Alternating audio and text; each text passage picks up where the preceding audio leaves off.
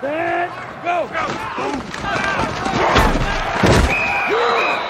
Alright, welcome back to Sports Frequency. We're going to jump right into Thursday Night Football from Week 3 of the NFL season.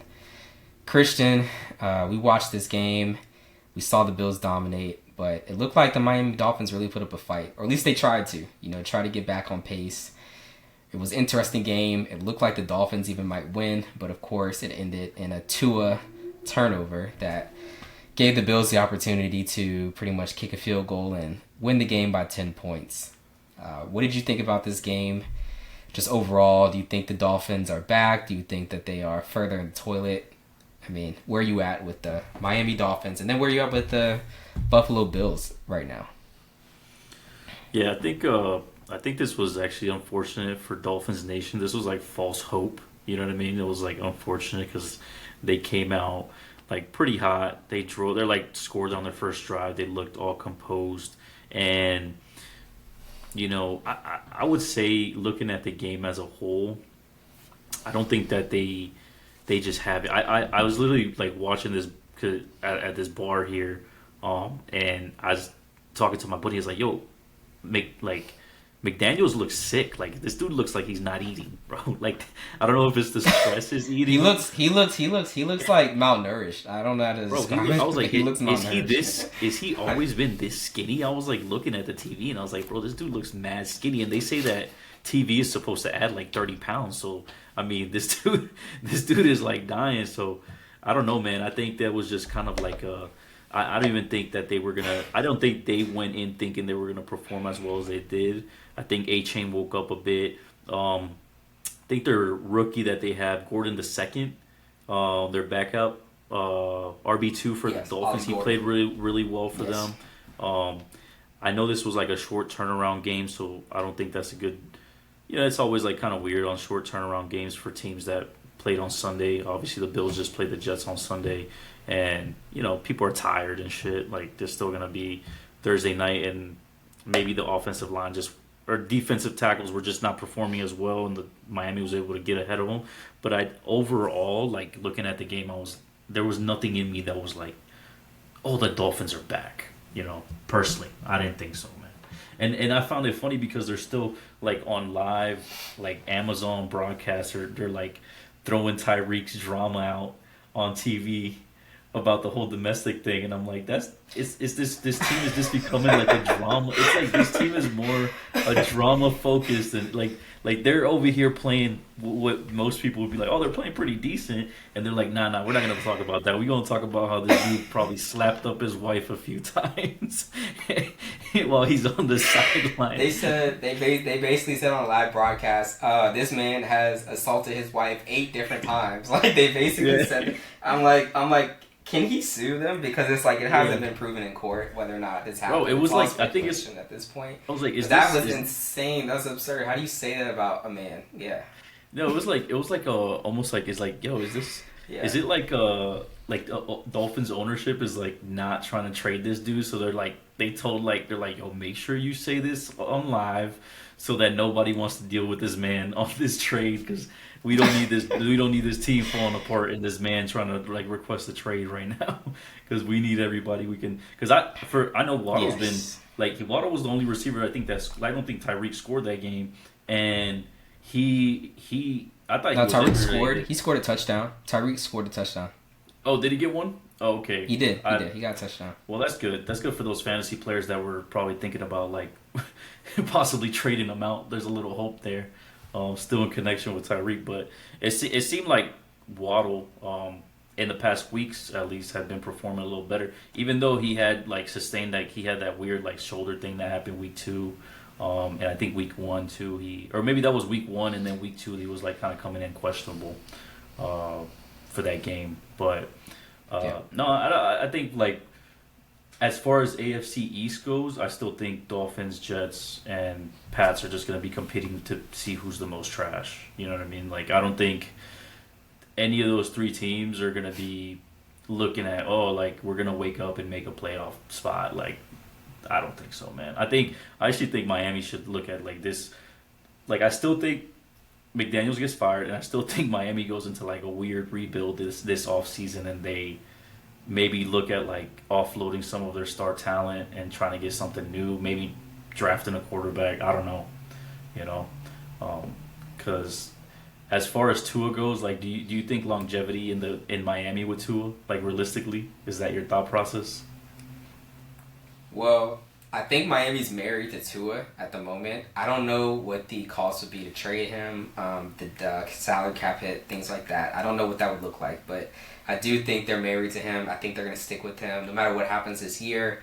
I think that Tua's going to be in Miami next year. Well, obviously we have to look at that contract that the extension he signed, but I don't see a way out. I think they drafted Quinn Ewers. I think they drafted him in like the seventh round of this year's draft. I think you have to see an injury to Tua, obviously, for him to get just play time and for that season to just I don't know, just analyze. You got to get information from the season, like what players you want to keep, what players you want to trade. But I think an injury to Tua would just that would spark that essentially. But I don't know what to expect, man. I think if Tua stays healthy, I think they just play him. Obviously, they'll probably fire the coach at some point, but who knows when that'll be? I think we talked about this before, whether it's week 5, whether it's sometime before the bye.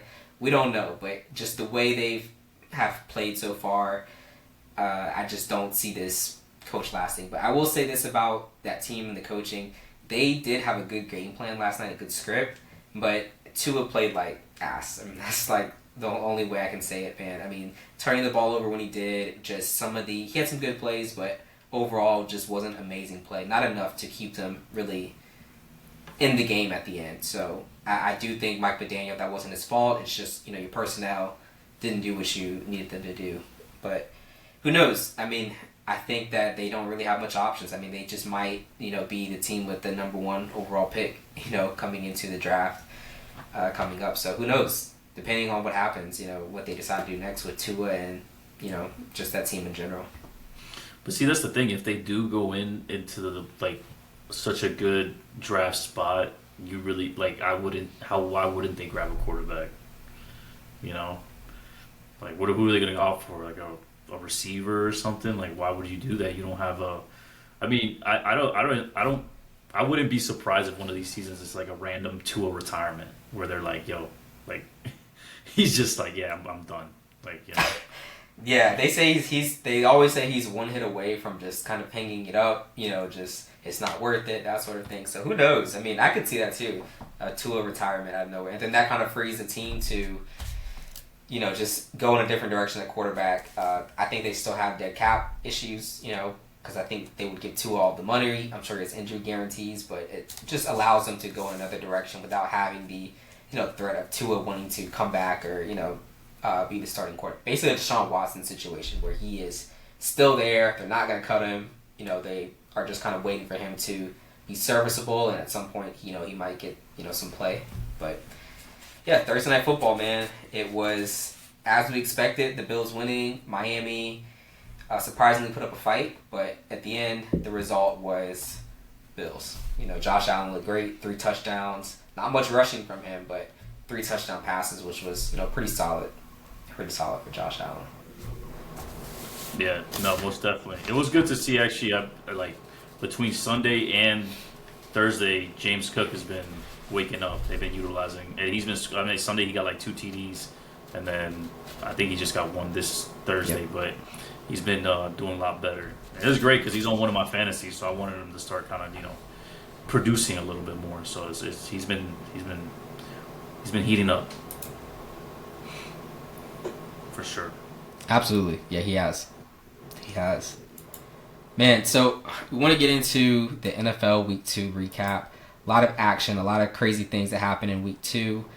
We can start with... Which game do you want to start with for Week 2? I mean, we want to go through the most important games, the most important matchups. We can start Week 2 Thursday night. Commanders Packers. Let's talk Commanders Packers, man. Let's talk about how the Commanders are possibly washed. Absolutely. They looked... I mean, they did not look good.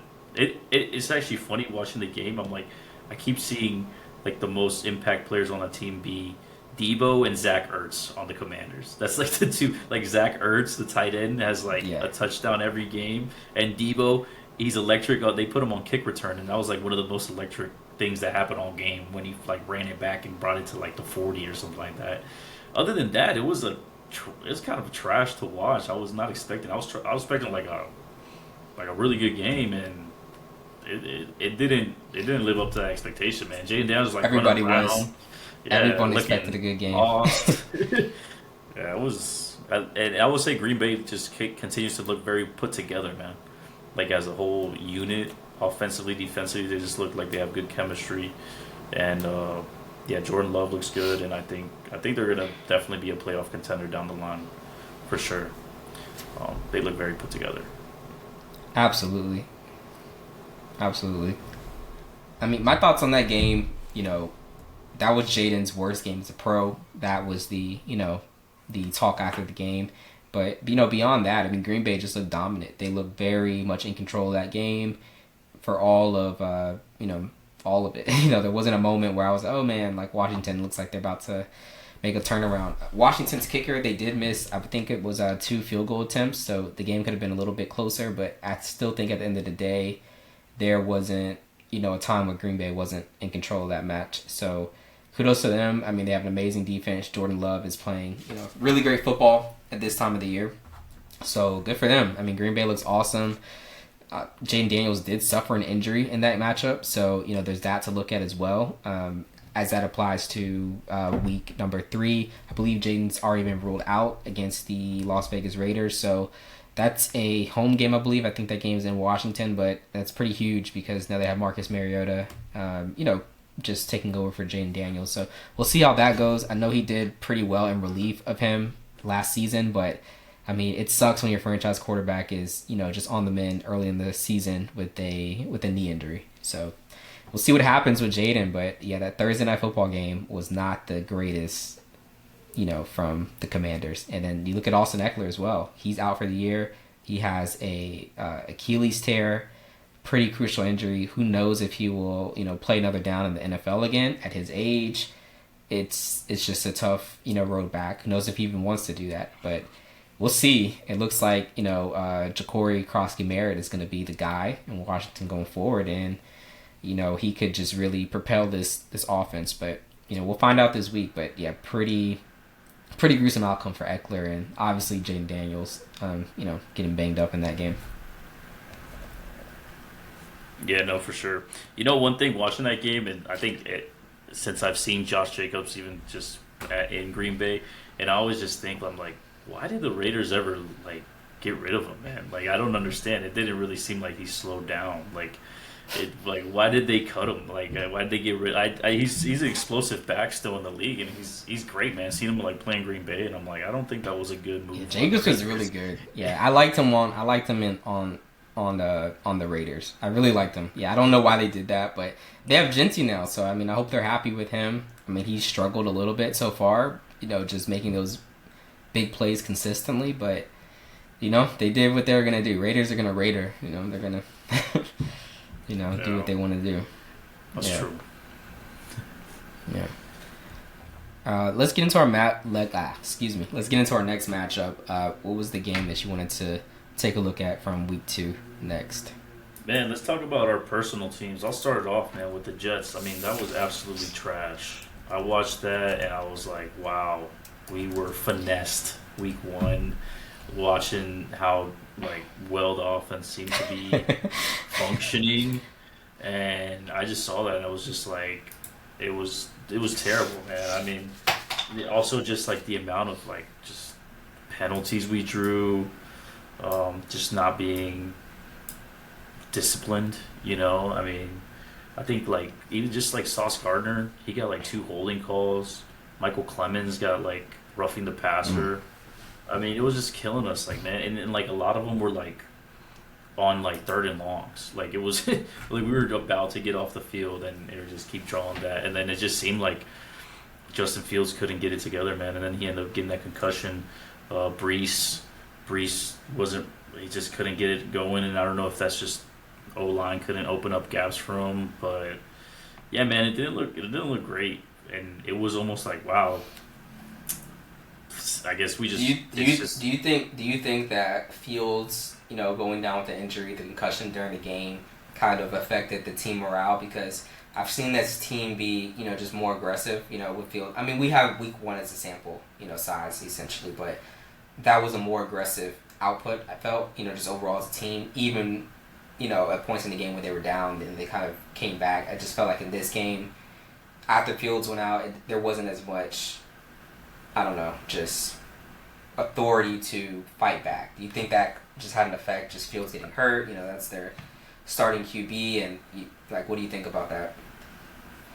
Yeah, I mean, honestly, I don't think that affected much. One is because I don't think the hype coming into the season was that big, like how when we lost Aaron Rodgers, and it was like basically like it felt like the season was over after that, right? I think people kind of didn't really put that much pressure on the Jets with Field, so I don't know if the expectation player wise was that high on the team overall.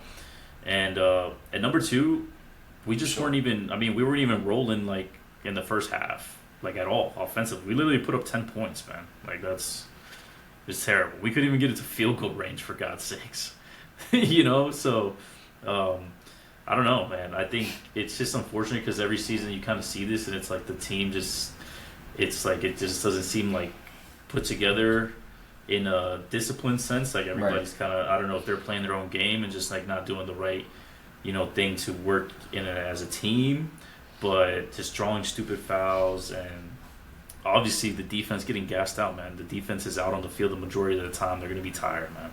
And then it's just going to be hard to perform, especially against the Bills. Like, you got so many threats on the Bills, like especially like Josh Allen. You constantly got to be monitoring that guy. James Cook had an amazing game against us. I mean, he rushed for 132 yards, 2 touchdowns. So, James Cook, I want to say something about him. He's doing amazing. I didn't think that his season would be as good as it's been so far. I think he's like the running back 2 or something like that in total yardage or fantasy points or whatever it might be. But he's playing really good, man. Surprisingly. Like, not that he's a bad running back, but just better than I expected on his statistics. Seriously. Yeah.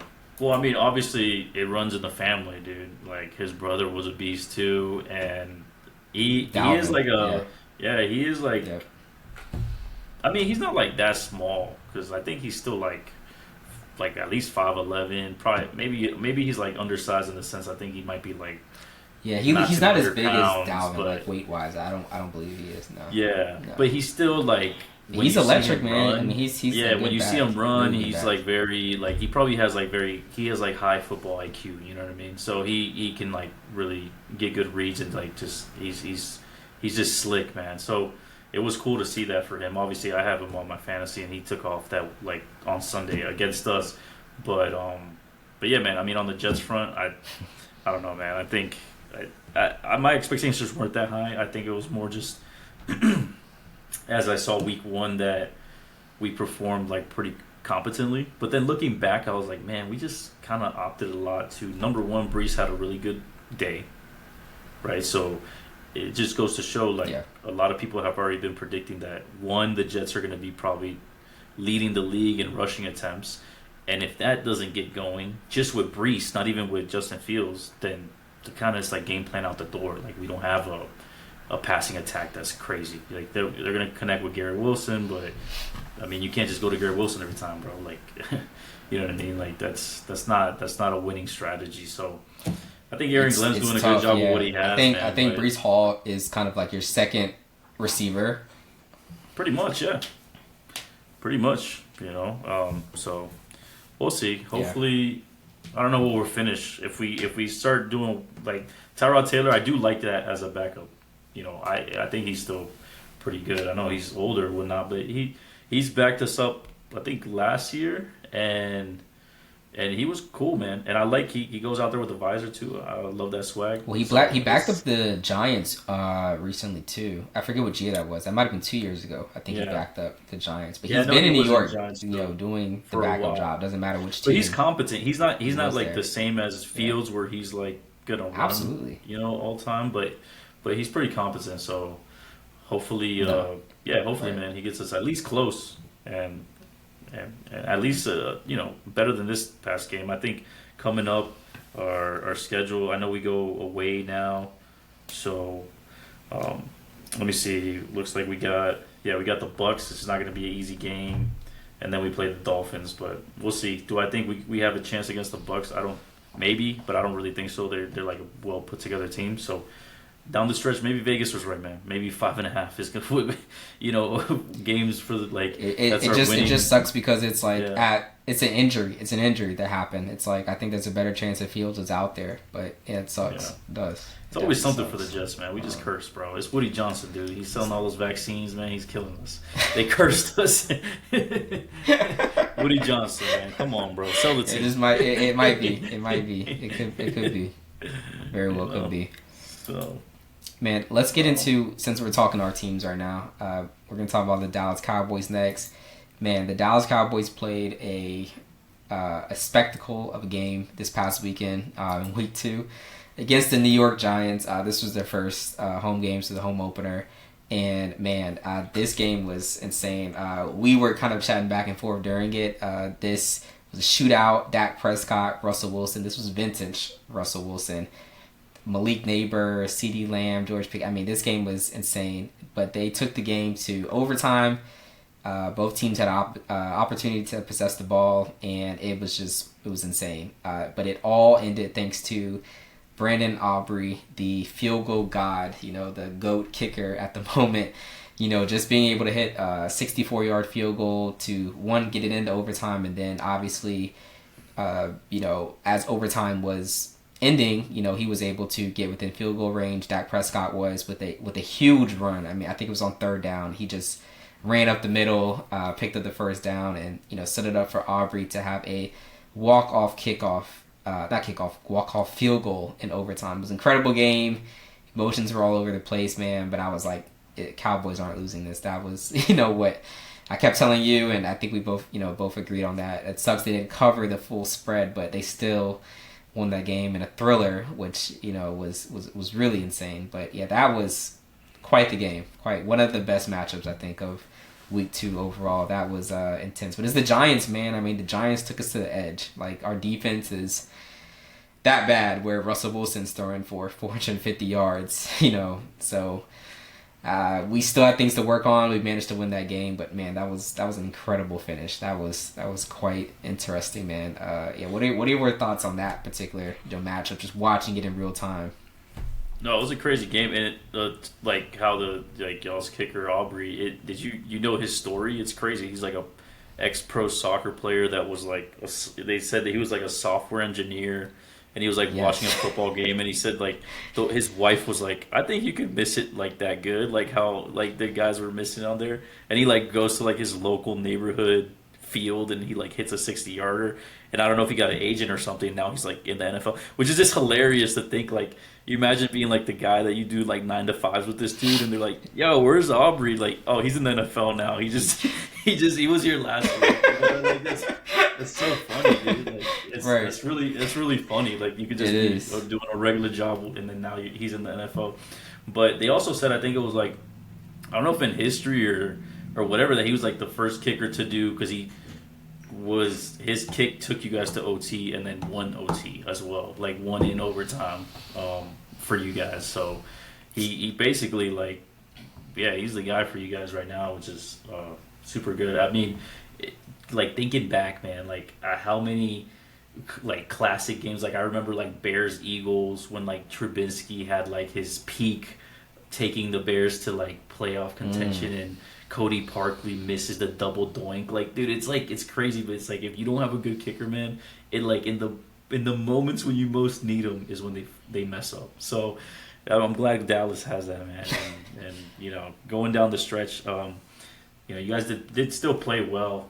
Pickens started getting the ball a lot more. I think he scored that game too. He did, because I had a player prop in for him, TD. Pickens scored, yeah.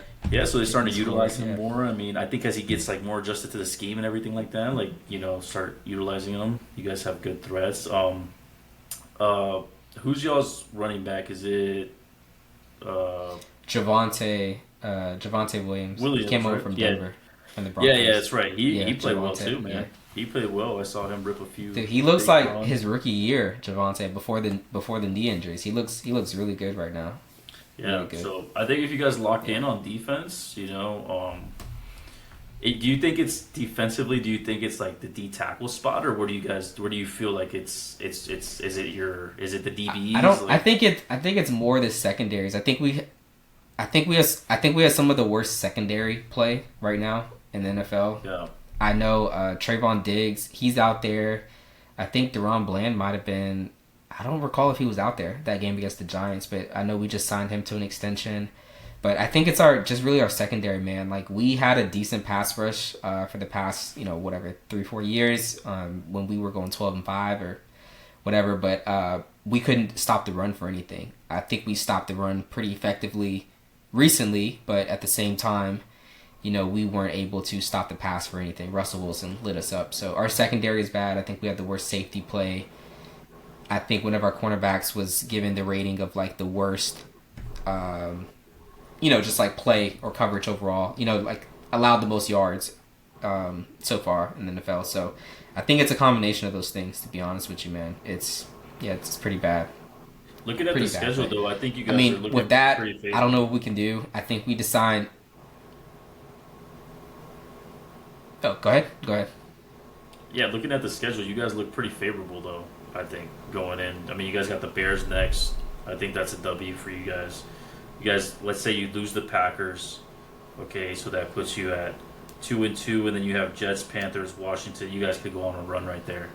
So, it could be a year Dallas, Okay. does a run. So, offensive at least offensively, you guys don't look like a struggle bus, and you never know, especially with the schedule you guys have coming in. Look, it does get a little tough at the end of the year for you guys, but I don't know, man. Maybe you guys acquire somebody for that secondary, and Possibly, man. Possibly. I don't know who we could acquire that would just like instantly beef up our secondary. Just stop teams from throwing. I think we just have to scheme it a little bit better. I think that's the best we could do. I think that's more of a draft issue. I don't think we can fix it mid-season, but you never know. I mean, I like the way the team is playing offensively. I like the grit of the team. So these are good things. Just good things to have. But we narrowly escaped New York. It was pretty crazy. Russell Wilson threw a key interception to pretty much seal that game, for us. Obviously, the offense had to come in and still do some work, but it was, that was quite the exciting matchup for week 2. Yeah, pretty good. yeah, no, definitely very good. What are another matchup from week 2 that Dude, that I you like think quite a bit? well, I mean, big one is for me at least, and I think it's like a fluke where the Bengals are right now. That Jags Bengals game, and I took the Jags to Yeah, cover, for sure, and they didn't for cover sure. by like half a touchdown. And yeah, man, I don't know. I just think the Jags are actually I think they're actually pretty decent, and I think the Bengals like now 2-0, especially losing Burrow. I think they're done too. I don't see them kind of. I think both wins, this win against the Jags and their Week 1 win against the Browns were like half-assed, like barely, like reaching for the finish line. That they weren't they were almost like For sure. not wins. So I think as they roll into the season, that division, I think Pittsburgh's going to be more competitive in that division than the Bengals are going to be. So I think Pittsburgh Yeah, probably I could see them that. out, I could see that as well. Pittsburgh So being better. yeah, I don't think they're going to beat out Baltimore, obviously. Yeah. Um, I think it's definitely Baltimore takes No. it, but then I think the Bengals maybe they might be last in that division by the end of that, just with the loss. And I think Burrows is rest of the season. Is he done?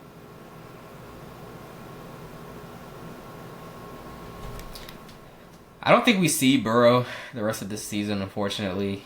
They're saying that injury like a turf toe injury with surgery is like a 3-month recovery time. And that's like if everything goes perfectly with your rehab and everything else and you're out there. I mean, you're still going to feel discomfort after that, 3-month window. But I just don't think we see him again, especially if the Bengals aren't in playoff contention. But watch, just because the Bengals don't have Joe Burrow, watch them somehow stay in playoff contention. Watch. Like, I think that'll be the scenario. it happens, and then we'll be in December talking about, oh, is Joe Burrow gonna come back? And realistically, like that recovery timetable for that, like minimum is really probably about 6 months or so. So, I mean, if they make it to the real NFL playoffs and they, get past somehow like the first round, I think we might see Joe Burrow, but I don't think, before that we see him. I really don't. Do you think, because kind of the way he's been playing these 2 weeks, like, do you think he was already kind of like injured, like like not 100% there? I don't think he was injured. I think that just the offensive line is one of the worst in football, pro football, and I just think that the first game, he had a similar first game last season for 2024. Just the low output, statistically, but they lost last year. This year they won. Week 2 last year, that's when he started to break out again, and he didn't get the opportunity this year. So I don't think he was hobbled or hurt. I do think that offensive line play is just pretty bad, but that could have happened to anyone. I think that happens when somebody, I don't know, steps on your toe or you get rolled up pretty bad. But those type of injuries kind of happen when the offensive line play isn't the greatest, or maybe you hold on to the ball for too long, which he sort of does. But you've got another quarterback in Brock Purdy for the 49ers who's dealing with the same injury but just a lesser grade. I think he's like a grade 1 or 2, where Burrow is grade 3, and they say that's like the tendon or ligament is pretty much torn apart. So it just depends. I think it's just a random anomaly. It doesn't happen to everyone, but it sucks. It just sucked that it happened. But hopefully he recovers, fine, and he's able to return to play normally. A lot of guys have hung it up, dealing with the turf toe injury. So hopefully Burrow is able to, just come back next season or maybe the playoffs this year and, play at 80, 90%. Yeah. Yeah, I think definitely if they had any hopes of making the playoffs, they definitely need to bring Joe back. Because Jake Browning, I mean, I don't even really know too much about him, but he started for Cincinnati 2 seasons ago, I think, when Burrow had that. I think it was the wrist injury or something like that, and he did pretty well. I think it was Browning that was that a few years ago, but he has started for Cincinnati. I do recall that, and he's balled out in the times that he's played. I mean, he's lit it up in fantasy. I mean, he's just had good stats overall. So we'll see what happens. I mean, he still has to deal with the same offensive line that Joe Burrow was dealing with, so he's gonna get lit up. He's gonna get hit, and hopefully he's able to withstand those hits. But yeah, he's played in relief of Burrow previously. Yeah. And he's done well, okay. So we'll see what happens this time. Well, that's good because at least they can still run the system. They don't have to make any changes if he's been there, done that. Then it'll be like a Carson Wentz, Nick Foles trade off. And he's like just run us through for the rest of the season. Yeah, and I know Carson Wentz is starting. He's starting this week as well. I think he holds the record for starting for the most NFL teams. I think it's like 6 or something like that. But Carson Wentz is starting for the Minnesota Vikings for week 3. Yeah. Was there any matchups that you wanted to go over for week 2 anymore, or did you want to go ahead and go into week 3, the games we're looking forward to? Yeah, I think we should finish with one more, bro. We should finish and we should talk Indiana Jones because he just keeps rolling, bro. He just keeps rolling. Indiana Jones is alive. That game was good. 28-29. Yeah, man. That was Indiana Jones. It's crazy. It's crazy, dude. Like, the dude just revitalized his career. Like, man, it's, yeah. I'm going to say... That's what happens when you get out of New York, apparently. You're able to bounce back. I'm just going to say, bro, congratulations, Indianapolis Colts. You guys won the AFC South, bro. Like, congratulations. Like, I don't think anybody else beats you guys out of that spot. That was actually a pretty crazy game. If you watch that game, there was a field goal, attempt at the end of the game, and the kicker for the Colts, he missed it initially, and they called flag on the kick, and they said it was leverage, I believe, was the penalty. I don't think leverage is called that often, but essentially it resulted in a 15-yard penalty where they're 15 yards closer, and you essentially get to redo that kick, that attempt, and upon that, it was successful, and the Colts, won the game off of that. So, Denver fans, I'm sure, are very salty about that. And I would be, if something like that got called. But yeah, it was a close game. The Colts really fought hard in that game. It was a really good game. Jonathan Taylor was amazing. Daniel Jones was amazing. Colts look like a real deal. I think they said that they are the first team in the Super Bowl era that has started off 2-0 that's never had to punt. So that's pretty impressive, I think. Team that hasn't had a punt. And it goes to show you how important it still Indiana is Jones is to for be, real. Yeah, it's so important to still be a running threat. Like Jonathan Taylor waking up again and being this dominant. 165 yards he got that game, and now you're 2-0, really good team. It just goes, man. Any team, if you get your running game going and you're just able to just be a threat in any direction, and yeah, it's pretty cool, man. I'm glad the Colts are relevant again. Because they hadn't been for a while. At least last time I remember the Colts being relevant was when Indiana sports are Wentz up, man. was there. Indiana sports are up. Yeah. Yeah. Funny enough, Carson Wentz, one of his starts there. Yes. All right, let's go over into week 3 of the NFL season. So we have some key matchups that we like, that we identify, that we're looking forward to. We're going to start with Rams versus Eagles. This is a rematch of the playoffs of last year, where the Eagles ultimately won this matchup, but the Rams played the Eagles pretty hard. I think they were the closest team that we had seen to, really toppling the Eagles throughout the NFC last season, particularly in the playoffs. What is your outlook on this game this weekend? I think they play at 1 p.m. Eastern time. My take on it is that I think the Rams are live to win this game, but also Matthew Stafford and Sean McVay have lost twice to this Eagles team. They have not beaten them yet. So, there's that as well. There's that angle that, they can't seem to beat this team. So no matter what happens, no matter how much Jalen throws for or rushes for, whatever the case might be, it just seems like the Eagles have their number. But, the Rams are a good team, and they started off 2-0. What do you think about this game? I think the spread is 3.5 or something like that. You think the Rams can beat Philly, or do you think, the trend will continue?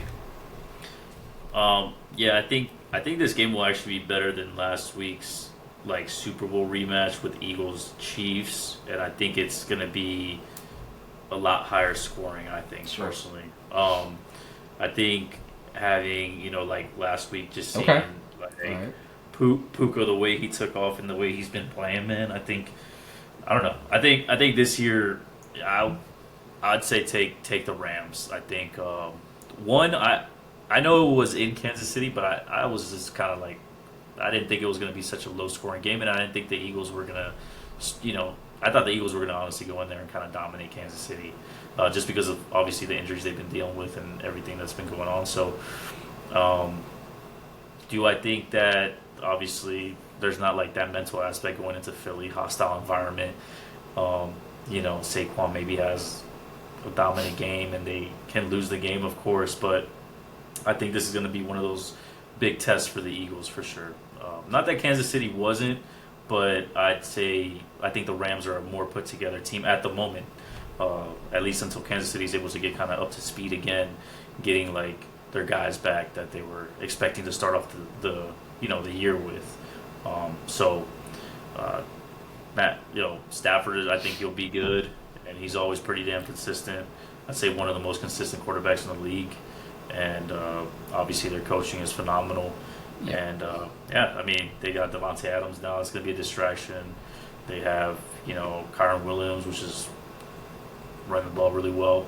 So, why not? If Vegas is giving me the points, I'll take them, man. Why not? Yeah. Yeah, why not? Why not? I agree. Yeah, one of the biggest changes from last season to this one is Davante Adams. Cooper Kupp was seemingly a shell of himself last season with the Rams, so I think Davante is an upgrade over Cooper Kupp currently, so you never know. He's a big red zone target, Davante Adams is, and one of my favorite players, at the wide receiver position, so we'll see what happens. We will see. So our next look ahead for week 3 are a combination of games. So there are a few teams that are 0-2, at this point, and we want to see what these 0-2 teams do. Do they fight off, the 0-3 stench, or do they, you know, or do they not, pretty much? So there are some key teams that are 0-2 currently. We've got the Houston Texans. We've got the New York Giants. We've got the Kansas City Chiefs, who were just in the Super Bowl. I know I'm missing a few. Fill me in on the Chicago Bears. Yeah, they're 0-2 as well. Yeah, the Browns too. The Browns are Let me know if 0-2. I'm missing anything. Cleveland, 0-2. Yep. Yeah. Carolina, 0-2. I think that's all the teams that are 0-2 at the moment. But out of these 0-2 teams, I mean, who do we see going 0-3? Who do we see, ending up 1-2 at the end of, this NFL week? I think everyone's looking at the Chiefs right now. Everyone's looking at the Chiefs. They're like, what are you guys going to do? Are you really guys going to be 0-3? Yeah. Like, if the Chiefs are 0-3 after this week, it's crazy. I mean, if Vegas had I doubt they had them, but if Vegas had the Chiefs start 0-3 this season, it would have been plus 40,000 or something like that. Nobody would think for that, sure. Yeah. It would have been something crazy. It would have been something crazy, man. I know the Giants played really well against Dallas, but I don't think that's a good dictation of the Giants as a team as a whole, and I don't think they consistently are going to have an output like that week to week. So, I mean, this should be a let's get back rolling game for Kansas City. Probably not. Let's get back on the horse. Let's get back up to speed. So, exactly. Definitely, I see the Chiefs going 1. But here's some interesting info. So, the spread for this game is set at 6 or 6.5 for the Giants and Chiefs. And so apparently the Kansas City Chiefs, have not won in New York, I don't think ever. Something like that. It's either been a very long time or ever. Something to that effect. Fact check that if you don't mind. Maybe chat GPT that. But it's looking like it could be a trap game potentially. But you never know. You never really know. I do think that if the Chiefs can get their run game going effectively outside of Patrick Mahomes, I think that they have a very good chance of beating the Giants. But, I mean, knowing that sort of information going into this matchup, they have to overcome something they haven't done recently or ever. And that's a daunting task, man. For whatever reason, sometimes these things kind of stick with you. Just you can't seem to overcome them. But, I mean, obviously we got to fact check that, but knowing that or me telling you that, I mean, what do you think about the outlook of, this matchup? Yeah, no, I think. I know you think the Chiefs need to win, but. No, but I think it's probably going to be a low scoring. Yeah, I think it's going to be a low scoring game. I think maybe the Giants give them some trouble. But I think overall, I'm sure Patrick will go in there and do some type of Patrick magic. I just think because offensively, I mean, obviously Russell Wilson is competent, and I think, he has obviously performed at the highest level as Super Bowl winner. And, so I don't think that it's not possible for him to go there and not beat the Chiefs in New York or whatever. But, I would say the odds are not going to be, it's just New York has to consistently perform at the level that they did against the Cowboys, and I don't think they just have that in them. Obviously, they have players like Malik Neighbors that's really good and all that, but does Russell Wilson go in there and just blow it up? Kansas City's defense not that bad, so I don't think they're gonna just have the ability to perform at that level against Kansas City, and. But who knows? Maybe the stat you put up, maybe the stat holds true, and they just can't win in New York, man. I mean,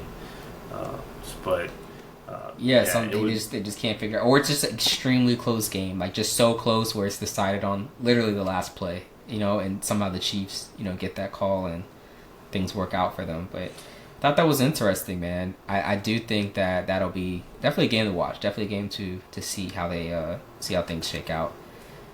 Out of the 0-2 teams, I mean, I think the only teams that are really relevant that I really want to even talk about are going to be Houston. I want to see pretty much how they fare. Houston's a good team, playoff team the past couple years. You got C.J. Stroud there. They're going up against Jacksonville. Jacksonville is one of those teams where you never know what you're going to get from them, just from a competency level sometimes. But I mean, back against the wall, I think the Texans have to win this one. I think historically the past couple of years have done really well against this against Jacksonville. So I'm picking Houston. I'm rolling with them. They're 0-2. They're desperate against the Jacksonville Jaguars. I think C.J. Stroud and them, they figure it out to get back on track. Yeah, I don't know, man. I don't think that Texas wins this. I think Texas doesn't win this just because it doesn't feel like the energy is on their side this season at all. Like just with everything they're dealing with, and I think they're like it's just they have competent players still. I think Nick Chubb still a great running back for them. He's been performing pretty well for them, and I think he, like you said, I think he definitely plays for the rest of the season as their main back. But I don't know, man. I think Lawrence is playing pretty well. I think Travis Etienne is playing well. I think that they can just put a good game together. I think they just had really a string of bad luck in their last, really against the Bengals. Because they're 1-1. They did win their first game, even though it was a weird rain delay game and whatnot. But I think that last game against the Bengals, I think they should be 2-0, and I think they're a pretty decent team. I don't think they're going to be, the best team in the South, but I think they give Houston a good run. I would say that game could be like a really good watch. Like it's pretty evenly matched, and I think both teams, like who knows, maybe Houston finally like turns it up. Like Chubb goes out there and puts up 100 yards rushing. Stroud connects with Nico Collins. I think they turn it up, man. I mean, this is a divisional opponent. They're desperate. I think they turn it up. I really do. I hope so. I mean, that'd be good to see. It would be. Yeah, no, for sure. Because I mean, C.J. Stroud is still the other 0-2 teams. Yeah. And he is. You don't want to. The other 0-2 teams, I just don't. It. Yeah.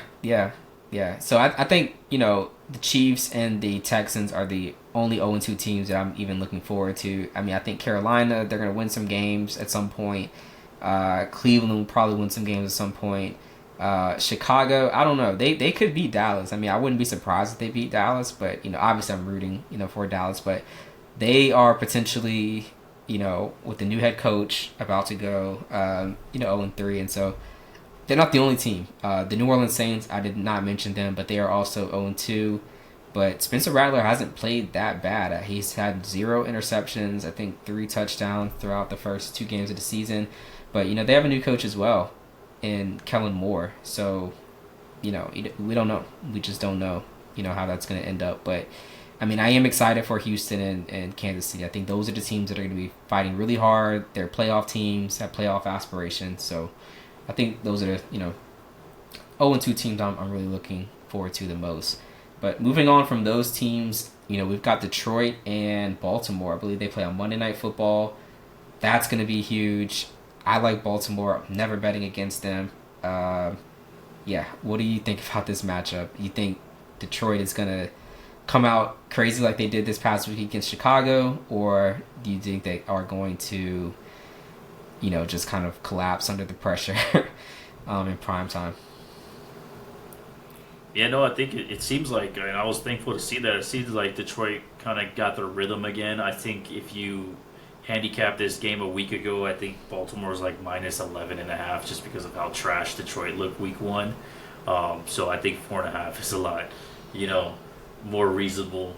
I think this could be a really high-scoring game. Jahmyr Gibbs probably gets like 1 at least. I even saw Montgomery wake up last week and get 1, and that was really good to see, like that dual threat going in there, which was just awesome to see for the past seasons. So we'll see. Obviously, I think Henry's going to go in there and just eat like he always does. It just depends on how the defensive sides do. I think this is going to be an offensive battle all the way, and we'll see. Maybe this becomes, Baltimore and Buffalo Part 2, and an 80-point game at the end, and the over hits by a mile. But this could be a great game. This is going to be a game where I'm definitely going to be taking some player props. I'm definitely going to be taking, For sure. Yeah, I think the total set of this one at 53 points. I mean, that's insane, for a Monday night primetime game. So, I expect a lot of points in this match. A lot of points. Really, I do. So, yeah. I can see it.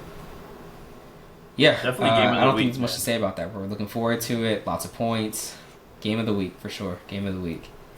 So, I have our two teams highlighted, Jets at Bucks and then Dallas, at Chicago.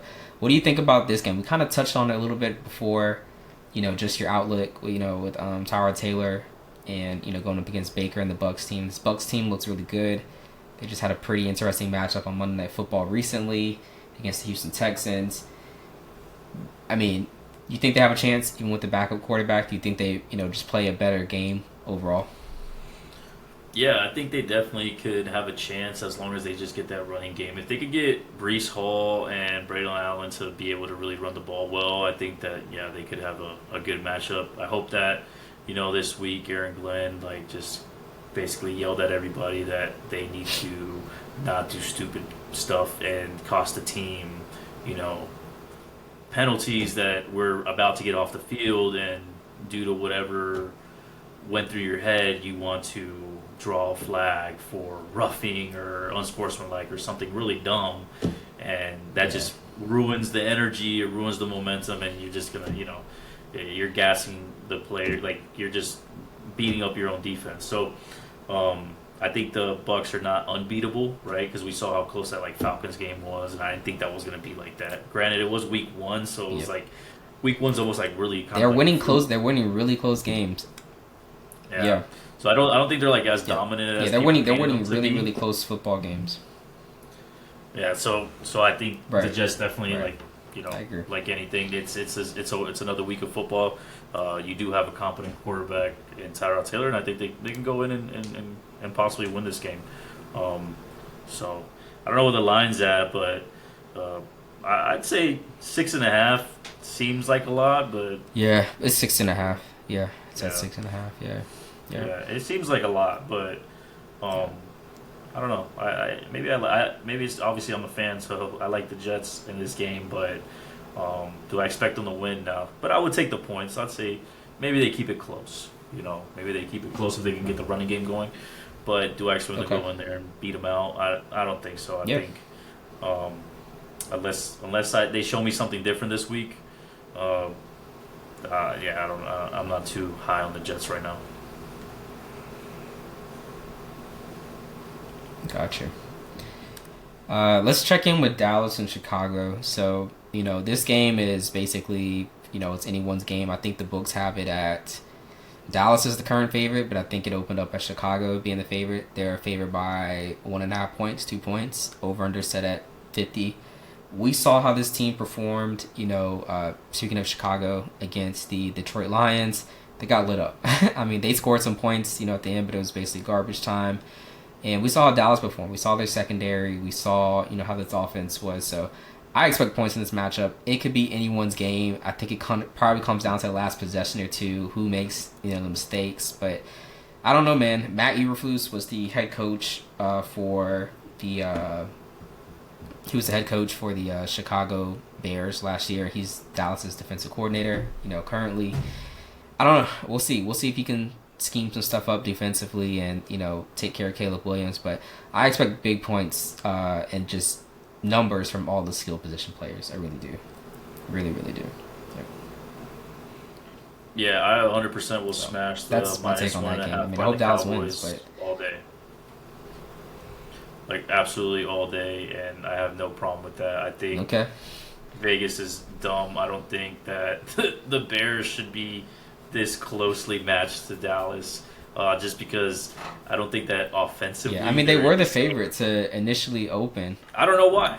I think that's stupid. Vegas, if they're not, but it's Dallas's defense is that bad. I do think we have one of the worst defenses in the NFL. We really are that bad, and so I think that is part of this, this spread, this, what they're giving us right now. I really do. Well, but I think the it's Bears are part of sorry offensively, man. I think the Bears are super sorry offensively, and I think they just can't. I think they don't. I think they score. I think this is. I'll put.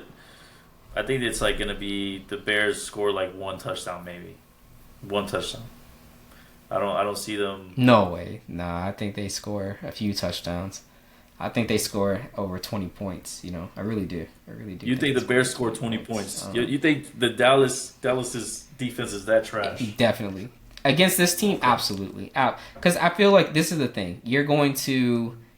Williams is going to be in situations where he's going to pick up a first down with his legs. I think that, that's going to be, there's going to be stuff that's open. You're going to be able to get it. You're going to get into our, side of the field. You're going to be, within range. You're going to take plays. You're going to take risks. A team that's 0-2 is going to take risks, in order to score points. Nobody wants to go 0-3. So I just think that there's that risk-taking aspect of this game where nobody wants to be 0-3, and then Dallas doesn't want to lose to the Bears. So it's like risk on both sides, So I do think Ben Johnson is going to just do some creative stuff that's going to get them in position and, potentially, do something to it. So I do think they score 20 plus points or so. This defense is just like that. You're going to be able to pick up yards, get in range. Yeah, I think so. I really do. I think that they'll do something. But enough about Dallas and Chicago. I hope the Cowboys win it. But there are some key injuries that we've kind of talked about already, but they are affecting the Week 3 matchups, particularly Joe Burrow. He is not going to be playing for the Bengals. Jake Browning is. He's out with a turf toe injury. And he's going up against Carson Wentz, who will be taking snaps for the Minnesota Vikings this weekend as well. So, it looks like it's a dumpster fire at quarterback, but, I think it'll probably still be an entertaining game. You've got guys who they've got nothing to lose. They're probably going to throw to their top targets, and I think we just see, the fantasy points that we wanted to see consistently all season for, both of these guys, Jefferson and Chase, just the skill position players with these guys at quarterback. But yeah, that'll be an interesting matchup, I think. I think it'll be really interesting for sure. Yeah, it'll be a battle to see who can perform the best as a receiver when they both have equally, let's say not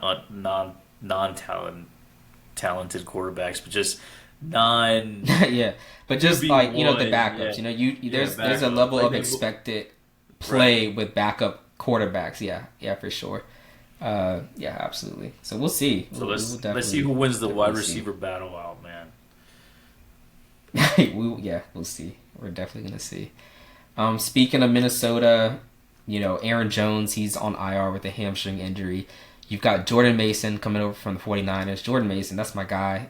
He won me some matchups that I probably shouldn't have won last year in fantasy. I think I drafted him in the last round last year, just knowing McCaffrey, this injury history with San Francisco, and he really helped me out. So I hope he does well on Minnesota this year. They paid him. He was a free agent when he left the Niners, so I think he'll do well. I think he's going to get 20-plus touches leading that backfield in Minnesota, especially while they have a backup quarterback, at the helm. But yeah, I think that's the big injuries. Brock Purdy is going to be out as well. Mac Jones is also going to be starting in place of him. So we got that again, the Mac Jones show. Once again, that'll be quite interesting to see. But yeah, those are my matchups that I'm looking forward to for Week 3 of the NFL season. Yeah, it's pretty interesting things I think going on in the NFL for Week 3. Yeah, and whoever took Jordan Mason, man, like in fantasy, did great because we saw how explosive, like you said, he was at the Niners. But it was like almost like everybody already predicted, and he already even while Aaron Jones was still healthy, he was pretty explosive as RB2. So I think now that he's going to be taking the majority of the reps, he was getting touches. Yeah, I think they just kind of knew, Aaron Jones, he's just getting up there in age, and they just knew that he wouldn't be able to take, but so many touches, and this was to, in case of emergency, break glass. So he's already there. Jordan Mason, they don't have to trade for anybody. I think the Vikings signed or picked up Cam Ward from another team or the practice squad or something like that. So he's a familiar face, so he'll be the primary backup for him. So that'll be interesting. Absolutely. Man, we've got to talk some fantasy football. So it's week 3, and I feel like the biggest waiver wire additions happened in the first 2 weeks. So going into week 3, less action. There haven't been that many major injuries. I think quarterback is something that a lot of fantasy managers are going for. I know I am in a few leagues. I've had Joe Burrow. I've had Brock Purdy. I've had Justin Fields on my roster. So I've been in the quarterback market quite a bit. Just trying to find a guy that's gonna, just keep me above water, even though the rest of my team is, pretty solid. And I'm gonna go to your fantasy league, Christian. Actually, so I'm playing you this week in fantasy, the matchup of the century. And if you remember, obviously you know this, but we played each other in the championship in your league last year, and I narrowly got the victory. This is the rematch, man. This is our Super Bowl rematch, and we'll see what happens. I'm pretty excited to see how this, plays out.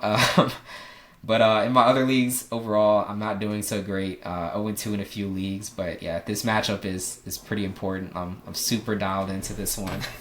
Just to make sure my guys are ready, hyping them up to, win this matchup, man. But, let me know some fantasy insights that you got, some guys you're getting from waivers, what's going on. I know you're in several leagues yourself. And then, let's talk about, our rematch, our Super Bowl rematch, so to speak. Yeah, man, this week is a good one with our match. I mean, I have it right here, and they have us in, apparently you're going to blow me out of the water because they got you winning 62% over my 38%. So you got quite a squad. Oh, but man. I've had one guy play already. That's the only reason it's doing that. Yeah, I'm pretty high on mine just because of the way that the league is set up, just being defensively heavy. And I got the Colts against Tennessee. So hopefully the Colts just go in there, dominate. Tennessee can't score any points. Cam Ward, maybe he gets sacked a few times, and then I just beat you by getting a crap ton of points on that defense, man. Dude, it's gonna come down to the defense. I know it's coming down to the defense. They're just not coming through, man. Terry McLaurin's been a huge letdown this season, man. And now that Daniels is out, he hasn't really done anything. He has not done anything yet, man. Yeah, and last week Hurts was just they won the game, but it was just a very low fantasy point week for him. So.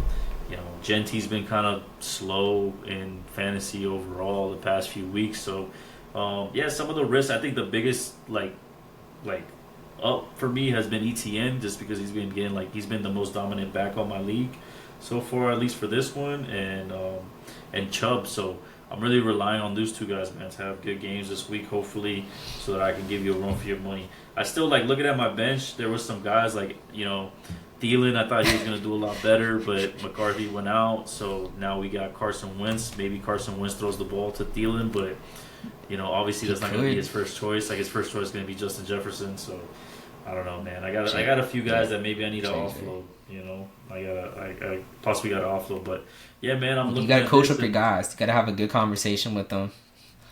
Yeah. It's sad, man. I'm looking at this and I see it says 62, and I'm like, yo, why is this doing me like that? 62, and then I look through your squad. I'm like, who does this guy have that he's over here his average points are so damn high, and then I'm like, it's Jonathan Taylor. Yeah, I've got a few guys on the squad. Taylor, got a few guys, got they said he's gonna get Taylor, 30 points. JT, McCaffrey. Yeah, man. Your two backs, if they stay healthy, man, I don't know if he'll reach that total. But I know they'll give him the opportunity. Maybe Daniel Jones steals a few touches at the goal line and stops a touchdown. But Jonathan Taylor for me in your league had me 50 points last week. That was pretty significant. So yeah, dude, he got 165 yards. I mean, if he keeps definitely going to be watching 100 yards like that, he's going to definitely do very well for you. And even this week, which I think which wasn't good for me because I was watching the game with the Dolphins, and I was hoping Tyreek would crash for you, but he didn't. Because I was against the Bills, and I was like, "Oh man, Tyreek's gonna have a terrible game. Maybe I have a chance to beat you." But no, he still puts up. He got that touchdown, man. It was a short little in outside route. He got that touchdown saved him, man, because he only had 50 yards or so.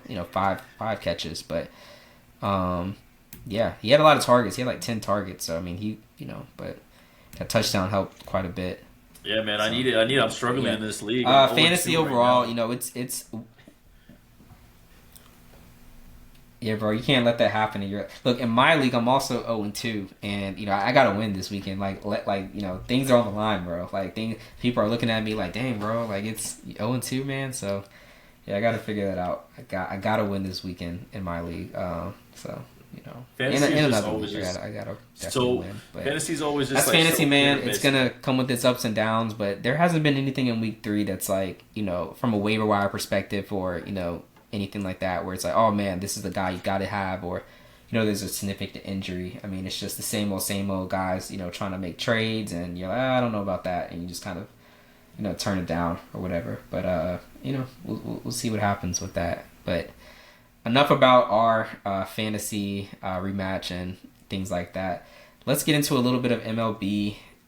You are more of the head honcho on MLB, but we have the playoffs coming up. Share with us. What are your thoughts on the playoffs? Your team is obviously making the playoffs. My team, Baltimore Orioles, they are not. They are going to be sitting this one out. But yeah, let's hear your insights about this playoff picture. Yeah, man, playoffs are right around the corner. October obviously is just that time to get excited. A lot of people actually start caring about baseball because other than that, who really cares, honestly? Only people like me. But yeah, man, unfortunately, Baltimore's been eliminated. Tampa also from that division, Minnesota. We got Chicago also out, the Athletics. The Angels are out, the Nats. Pittsburgh and Colorado, they're all out. The teams that are locked in right now are going to be the Dodgers, Milwaukee, the Cubs, the Phillies were able to claim a spot. So right now they're kind of battling it out. Detroit and Cleveland, just because Cleveland is only 2.5 games back from Detroit. But I think Detroit locks in that spot. I think also, Toronto's going to go ahead and lock in that spot, and the Yankees will be able to claim a wild card spot. Um, so looking like at futures, and I keep calling. I think it's going to be Toronto and the Dodgers that go head to head in the World Series. Just because watching Toronto this year, I think they've been really good. They have right now the Phillies as the most favored. That's a very short travel for a playoff series. That'd be interesting. Yeah, Very short travel. yeah, that's true. Between New York City and Toronto. That'd be interesting.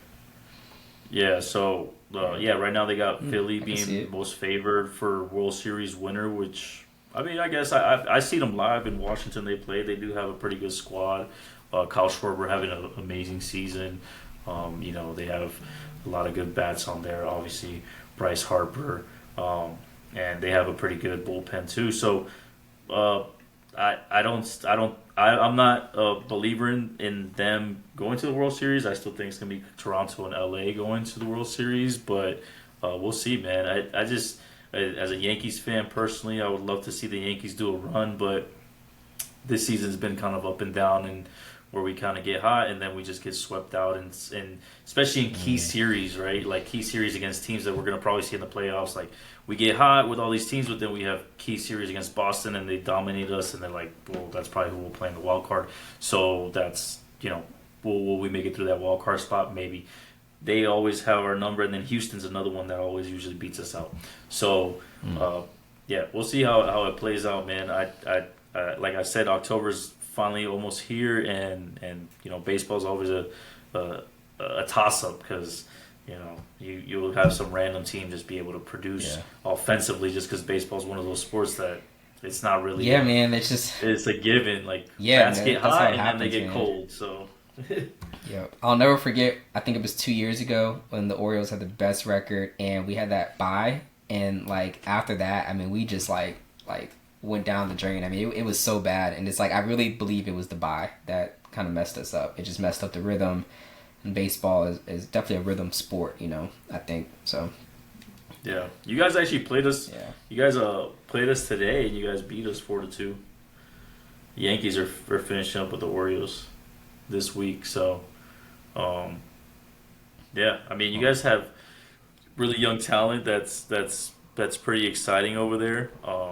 Obviously, you guys. Which is funny because I saw him play Jackson Holiday. I saw him play because he played for the minor leagues there. That plays right there in Norfolk, the Tide. And I remember going to see the Tide. Oh play, yeah. The Norfolk Tides there. That's our the little. And they're Jackson Holiday up and coming or what. And now to see him that he got called up to the majors is pretty cool, man. So obviously his dad was really good, played for a long time, and that is he'll probably be a good player, and he's a young player for you guys. But I don't know, maybe the Orioles are kind of like one of those ball clubs that it's like young talent comes in, plays for a few years, and then you guys trade him out to some other team so he can go be successful at some big name team. Possibly.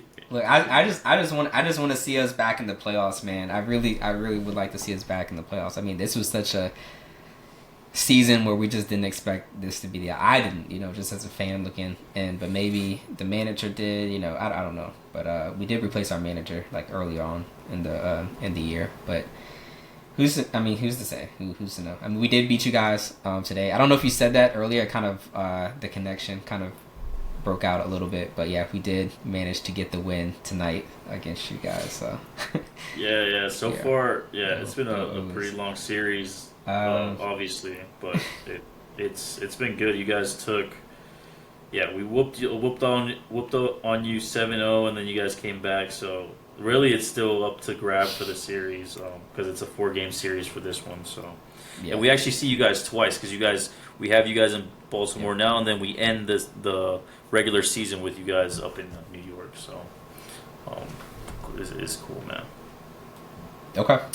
All right. Well, we're looking forward to that outcome for sure. Absolutely. All right. Let's get into a little basketball. So right now, in the WNBA, the playoffs have already started. Pretty exciting atmosphere. I know the Indiana Fever, they have advanced, even without Caitlin Clark. She's currently injured, but, they managed to beat, I believe it was the Atlanta Dream. And, their series is best of 3. So, they won, I think, they just won. I think they won those 2 or whatever games they needed to. But, yeah, that's pretty exciting. The New York Liberty, the defending champions for the WNBA, they actually lost tonight to the Phoenix Mercury. And that was a winner-go-home game. So that was interesting. They were not the favorites this year. It was definitely, I believe it's the Lynx, the Minnesota team. They're the favorites to win it all. But, yeah, so the defending champion is out. Phoenix Mercury is in. Indiana Fever is in. I have no idea if Caitlin Clark is going to be playing just yet in this next series coming up. But, I mean, pretty exciting for the WNBA. I do think that, their playoffs, their championships are a little bit overlooked in the sports world, but I do think come time for their finals, their championship, I think more eyes, more sports fans will naturally be on them. It would be pretty cool to see the Fever, advance, especially if Caitlin's playing. I think that's obviously just going to attract eyes, that sort of thing. But I know you're not big WNBA guy, but you got anything on this, Christian? Yeah, man. It's funny because I was actually last night when I was watching that Dolphins game. One of my buddies, he's really into WNBA basketball and everything. We were just him and another one of my buddies were just going back and forth on just comparing talent and comparing different players from the WNBA, and it was cool. It was a cool argument because really it was more about how do you compare people in basketball in general, where you're so let's say you have a just straight up shooting guard, right? And then you have a player because he was basically saying that now the way that the NBA and even WNBA plays, it's positionless basketball. It's position. Yeah. There's no. But they're exactly. There's no real power forwards anymore. Everybody kind of is more of a shooter or whatnot. So it's hard to compare different players. And I look back at the stats and I said, well, I say whatever that team's player is, whatever that team got that player to do well. So if that player is playing really good defense for the team and also performing at least at an average level across the league, with scoring percentage, then that player is, I'd say, above average compared to another player that is, let's say, leading the league in their scoring percentage because they're like a shooting guard, but they're not defensively, obviously that involved because you have a more well-rounded player in that other player, right? So I've always Right. been like, it's always good to see like the players that are like jack of all trades and able to kind of really do a lot more than just what their position, calls for. And apparently, I don't know all the names in the WNBA, but there's a few um, that stand out. I know he was talking about. I think her first name's is it AJ Wilson, and she plays for the Oh, Aces. Asia And Wilson. yeah, Asia, Asia, yeah. yeah, And I was looking at her, yeah, man. the Vegas She's A's, yeah, yeah, yeah, and MVP. she She's the yeah, MVP. Well, she was like MVP yeah, last year. probably best player in the league. By Yeah, his for sure. by She's what awesome. he was She's saying. awesome.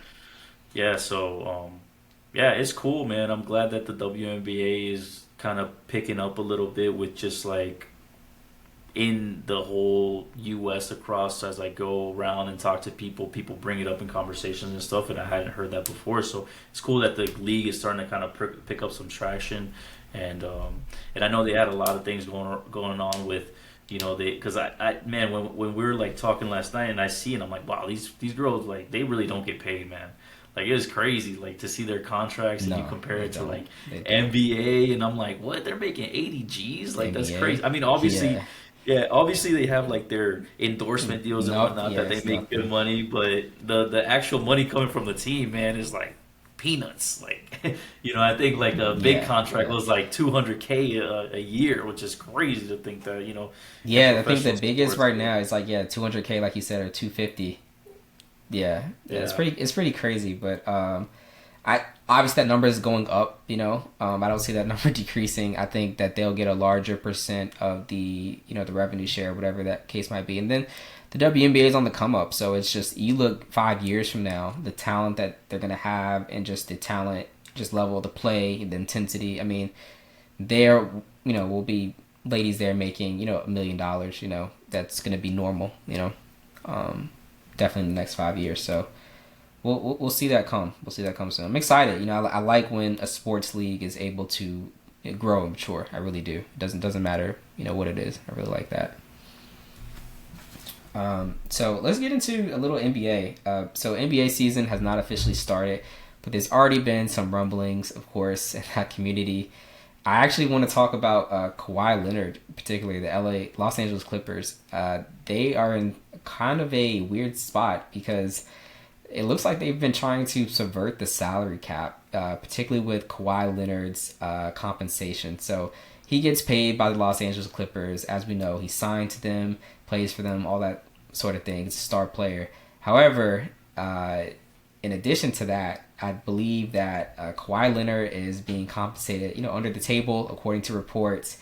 I believe he is the president or CEO, something like that, of a shell company that the Clippers owner, Steve Ballmer, is, paying money to, basically to do nothing. But yeah, it's one of those things where it's just like you've got a star player making a lot of money, and one of their demands, of course, is that they would like to receive additional compensation that's not part of the salary agreement. And so, teams have been doing this forever. You look at college, NCAA, this has been something that's been prominent, but, it's just kind of out there right now. And I believe the discourse right now is just like, oh, well, it's just business. It has nothing to do with like the play. We're not trying to subvert the salary cap, that sort of thing. But it does make you look at guys who take a little bit less money on their contracts to quote unquote make a better team.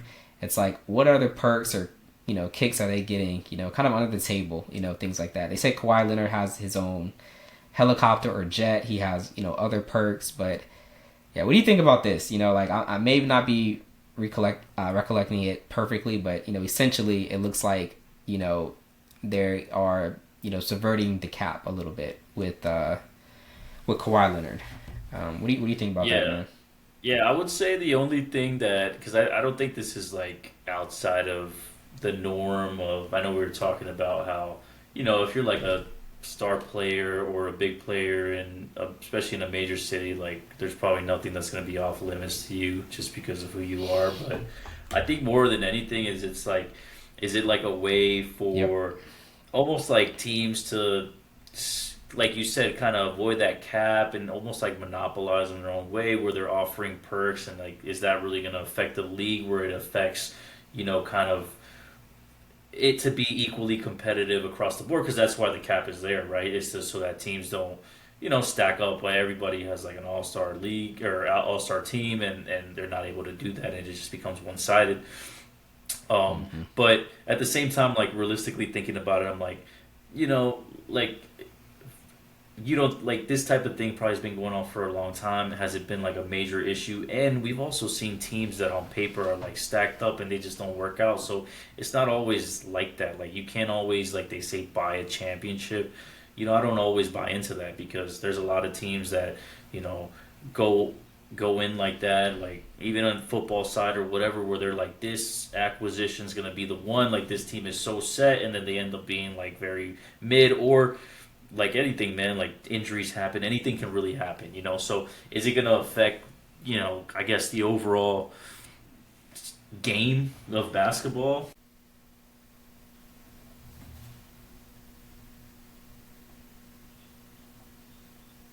Yeah, definitely shady.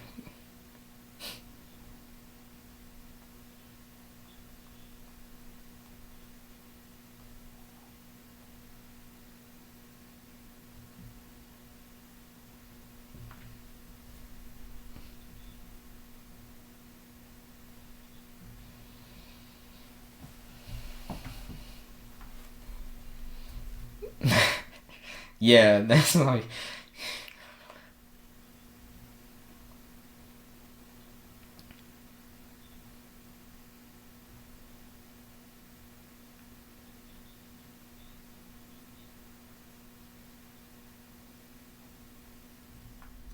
that robot laugh. Yeah, for sure, for sure. Yeah, that was the craziest. Yeah, yeah, that was funny.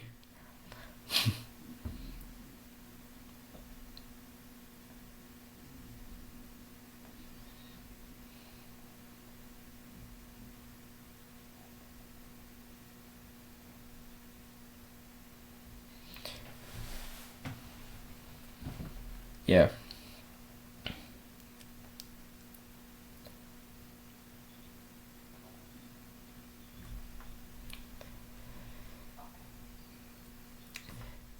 Well, it's actually starting. I believe the guy that initially reported on it. I think he's like a podcaster, journalist, something like that. But apparently he is just kind of like uncovering some other things that look suspicious. Maybe can use some investigative journalism into that sort of thing. So I believe he started to do that with some other athletes in the NBA and probably across sports in general. But just like, hey, let's like peel this band-aid back and see what's there, that sort of thing, which I think it's cool. It's interesting. It kind of just connects like fans, to the like how business is actually done, kind of peels back the curtain a little bit. So whenever you see like these significant signings, you just kind of think twice about it. But I mean, do I think it'll amount to anything with serious penalties? No, I don't think so. I really don't. I don't see that happening, but it definitely invites skepticism, which is okay.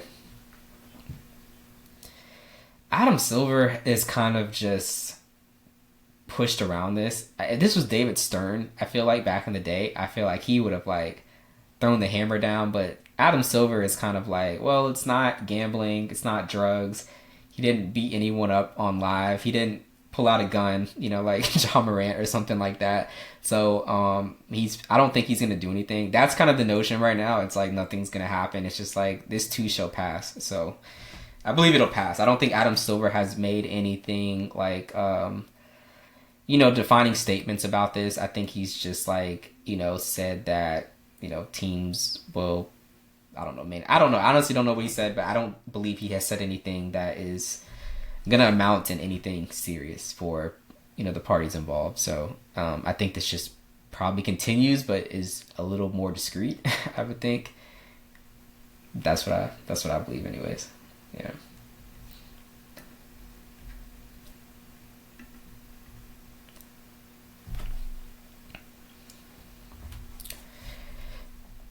Yeah, and I don't even think it's like a huge leak. I think it's just like, dude, somebody took it upon themselves to just like look at like, hey, who does Steve like? What companies are connected to Steve Ballmer? And like, you see the LLC, you see the connection. It's like, and it's just not that difficult to like kind of see who it connects to. I think that's kind of what this came down to, because like, for somebody to just uncover it, it just means it wasn't really hidden that well, or maybe it wasn't trying to be hidden. It was just there and everyone knew, and now we're making a deal about it because it's being talked about publicly. But I don't know. I just don't know. We'll see. I think if there's something very egregious, I think that will be probably fine. But that's about it. I believe so. Well, I guess we'll see. I guess we'll see. But yeah, let's move on. Let's move on to the sport that kind of is very famous for this. NCAA, particularly college football. They have been infamous for that sort of thing. Under the table deals, paying guys, guys showing up with Hummers, that sort of thing, or, all these nice cars, that sort of stuff. But we're not talking about that side of the game. We're more so talking about, week 4 of the college football season. Christian, you're the head honcho with this sort of thing.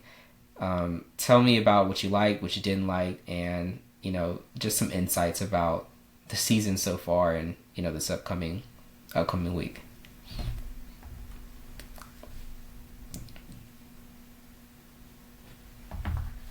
Oh, that was, yeah. Absolutely.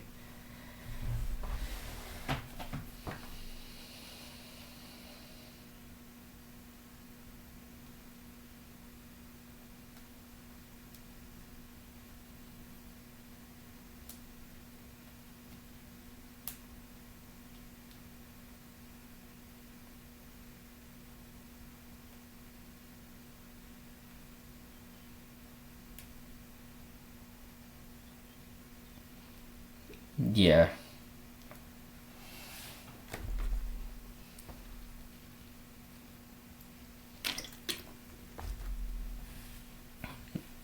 Mm.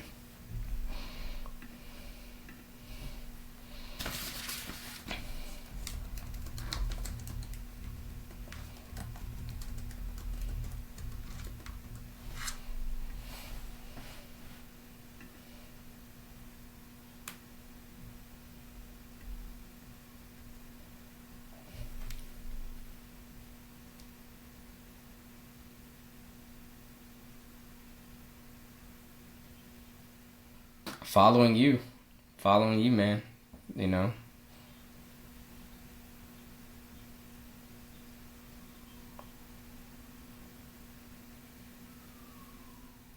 That happens, man.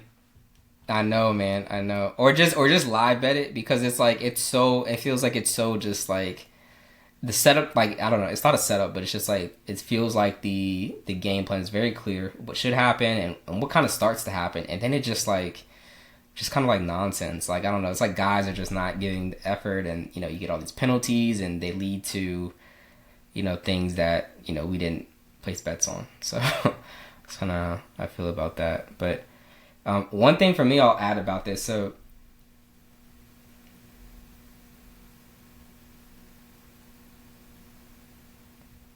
oh yeah, go ahead.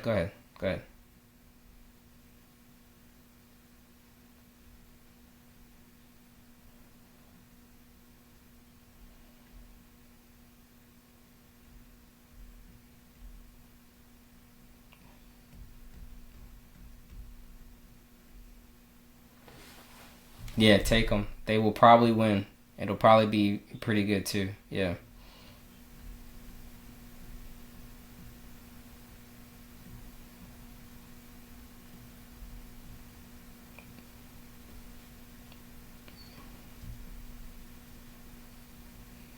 yeah,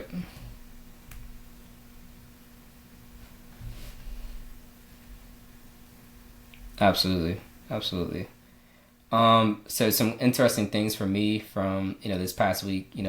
ODU, my school, played Virginia Tech, and they just have their number, man. Like I think the spread was like 5.5, favored Tech, and ODU just came in there and just put belt to ass, and resulted in the head coach getting fired for Virginia Tech, which is pretty crazy. But yeah, that was interesting. But not the only head coach that got fired. I think UCLA's coach they got fired as well. So yeah, some firings, early firings, college football season. So yeah, that's it's always interesting to see. But overall, I mean, like you said, I'm most are looking at the bigger matchups. Like these big power schools going against these really small programs. You got to roll with those, and just from a betting perspective, and you kind of know what to expect. Everything else just feels like it's just all over the place. You never know what can happen, like from week to week.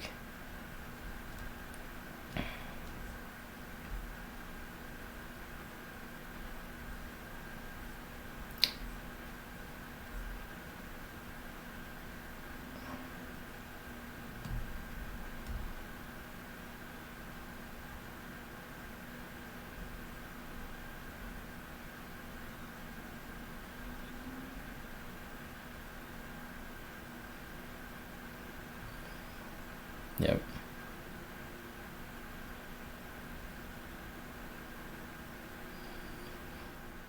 Yeah, that's your job. Yeah, and these boosters do not like that. Like they will be pissed. Like you are out of there, man. Like you can lose other games, but don't lose that matchup against your rival. Do not do that. These guys will be pissed. Do not do that. Um, but yeah, I mean, I'm looking forward to college this weekend. Um, let's get into like some betting stuff, man. Just overall, not the college slate, but what are some bets that you're already eyeing for this upcoming weekend across all sports?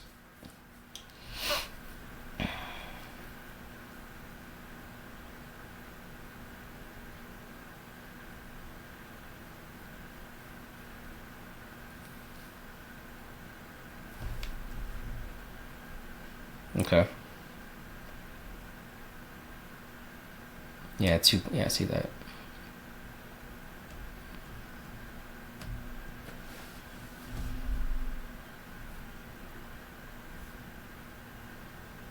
Okay.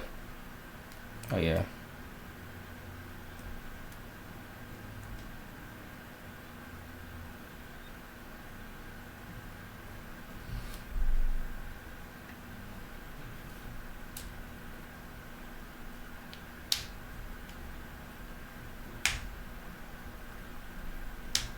Mm. It's gonna happen in those high end scoring games. I got you.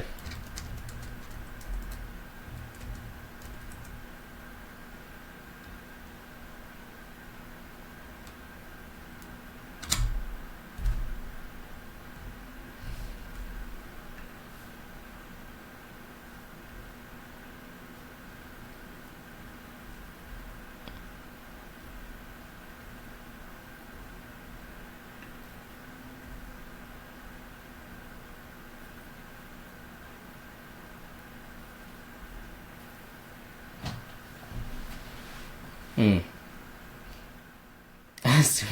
Yeah.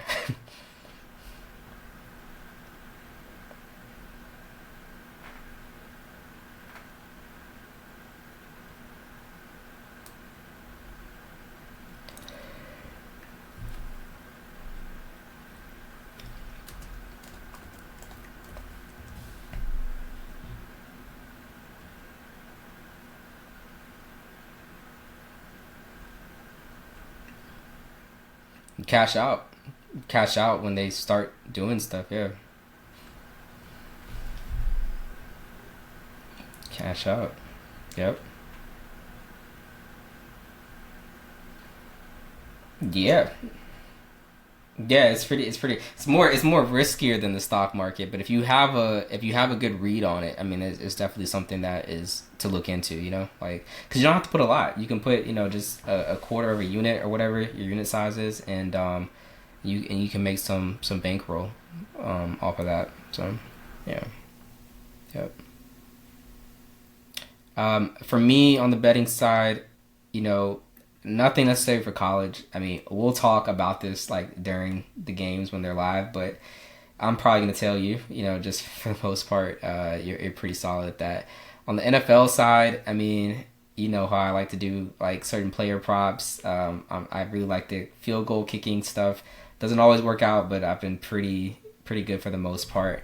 So I'll probably lock into some of those. I really like the Colts kicker quite a bit. I like him, and I'll probably look into, you know, something to pick, you know, just before that game. But overall, I mean, I don't know. I'll probably put together something little parlay just with, you know, player props. You know, guys hitting the minimums that they're asked to do, or just kind of lowering the odds a little bit and combining that with, you know, just across the games across the slate and see what I, you know, get. I'm not a big touchdown, you know, guy picking those, but I think I like CeeDee Lamb, you know, against Chicago. He hasn't got a touchdown yet. I think this could be a matchup where he gets right. But yeah, overall, I mean, we'll see. There's nothing that like, oh my God, I have to go for this. I mean, you just got the backup quarterbacks right now. You've got 0-2 teams. You know, you've got teams with high totals, so you expect, you know, points and things like that to happen. So I'm pretty sure I'll find my edge, whether it's live or, you know, just kind of before a game that, you know, I really like, and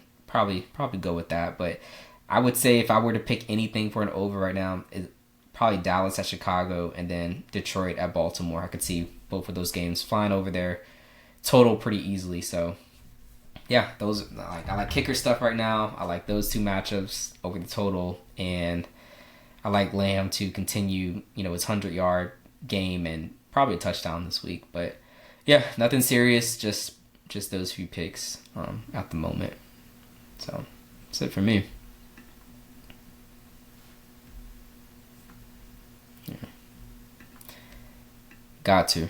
I'm sure we'll find ways to you know, just spread out our bets. You know, we'll find reasons to, you know, bet on whatever. But until then, that wraps it up for this week's episode of Sports Frequency. I'm Trevor. Christian, do you have anything that you want to add before we close out?